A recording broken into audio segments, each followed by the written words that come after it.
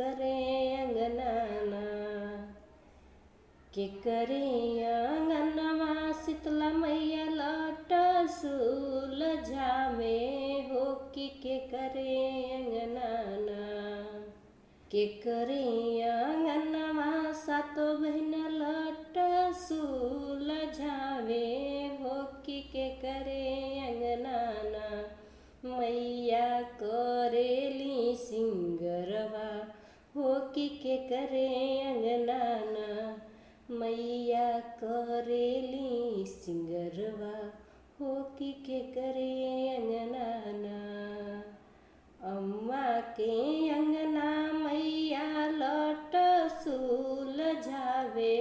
हो भाभी के अंगनाना अम्मा के अंगना मैया लौट सुलझावे हो भाभी के अंगनाना मैया करेली सिंगरवा हो भाभी के अंगनाना मैया करेली सिंगरवा हो भाभी के अंगनाना के हो देला माई के लाल की चुनरिया हो के हो देला नाम के हो देला माई के लाल की चुनरिया हो के हो देला ना माई के लवंग के खोइछा हो के हो देला ना माई के जीरवा के खोइछा हो के हो देला ना अम्मा जी देली माई के लाल की चुनरिया हो कि भाभी देली ना अम्मा जी देली माई के लाल की चुनरिया हो कि भाभी देली ना माई के लवंग के खोइछा हो कि भाभी देली ना माई के जीरवा के खोइछा हो कि भाभी देली ना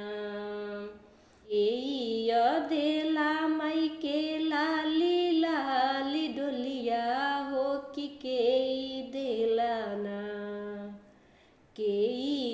देला माई के लाली लाली डोलिया हो कि के